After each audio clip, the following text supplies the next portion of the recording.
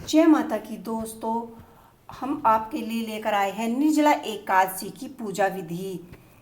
जेठ मास के शुक्ल पक्ष में आने वाली एकादशी को निर्जला एकादशी के नाम से जाना जाता है। निर्जला एकादशी वर्ष में सभी एकादशियों में सबसे कठिन और बड़ी एकादशी मानी जाती है।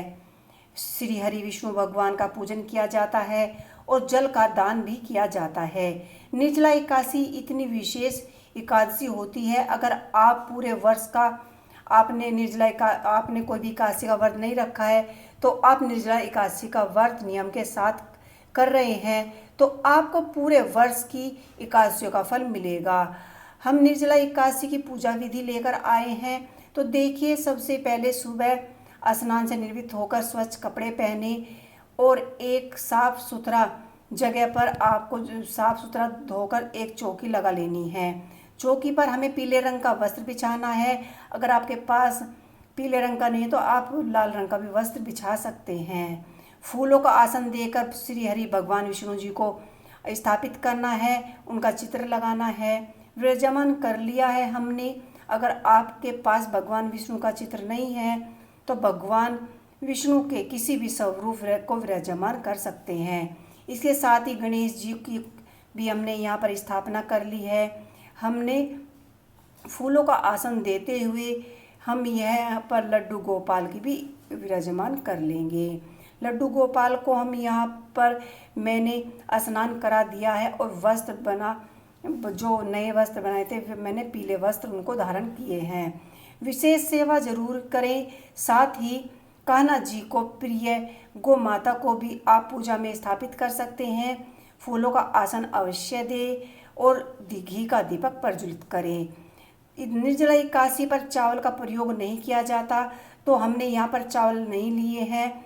अगर आप के पास सफ़ेद तिल हैं तो तिल अवश्य लें। इसके साथ ही आपको एक मिट्टी का कोरा घड़ा लेना है। इसके ऊपर मिट्टी का एक ढक्कन रखना है और घड़े पर ध्यान से आपको एक कटोरी रखनी है और उसके ऊपर आपको एक खरबूजा रखना है। एकादशी की तिथि पर जल से भरे हुए कोरे घड़े का दान करना यहाँ पर बहुत ही मान्यता रखी जाती है। घड़े पर आपको एक टीका लगाना है, स्वास्तिक नहीं बनाना है और उस कोरे घड़े का दान करना है। जल का दान करना है। आप चाहे तो नींबू का शरबत बनाकर भी दान कर सकते हैं, बांट सकते हैं। जून के महीने में साल की सबसे ज़्यादा गर्मी होती है, इसलिए निर्जला एकादशी पर जल में हमें बहुत अधिक पुण्य की फल की प्राप्ति मिलती है। इसके साथ ही यहाँ पर हमने एक पीला अंगोछा भी रखा है दान में देने के लिए।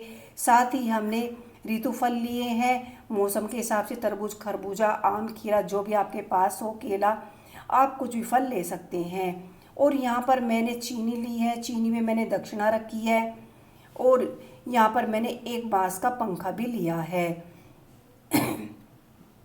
यहाँ पर देखिए, एक हाथ का हमने पंखा लिया है जिसे बीजना भी कहते हैं। उसको खरबूजा पर बांस का पंखा रखकर, अंगोछा रखकर आपको दान में देना है।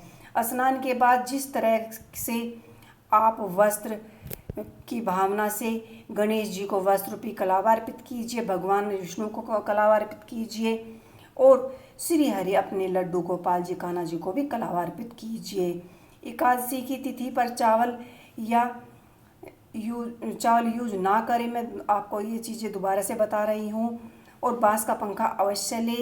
निर्जला एकादशी पर दान तो आप कितना भी कर सकते हैं, लेकिन अगर आप ज़्यादा दान नहीं कर पा रहे हैं तो आप एक हाथ का पंखा, एक कटोरी चीनी, दक्षिणा और एक अंगोछा किसी ब्राह्मण को दान अवश्य करें। एक गिलास पानी भी आप दान कर सकते हैं, उससे भी आपको पुण्य की प्राप्ति होगी। उसके बाद हमने यहाँ पर लड्डू गोपाल जी, श्री हरि विष्णु भगवान जी की, गणेश जी की हमने आरती कर ली है और चमेली के फूलों से माला बना सकते हैं। मेरे पास तो भगवान विष्णु के लिए अर्पित करने के लिए यहाँ पर जनेऊ था तो मैंने जनेऊ अर्पित किया है। और आपको यहाँ का वातावरण देखते हुए अपनी पूजा, अपनी आस्था को पूरी श्रद्धा और भावना से निर्जला एकादशी पर गणेश जी, श्री हरि विष्णु भगवान जी और अपने लड्डू गोपाल को आम का मैंने भोग लगाया है, केले का भोग लगाया है। सभी भोगों में से मैंने तुलसी दल रखा है और एकादशी के दिन आपको ध्यान से तुलसी के पत्ते खाने की, जितने प्रसाद भोग है सब में रखना है, और लड्डू गोपाल को भी आपको भोग लगाना है।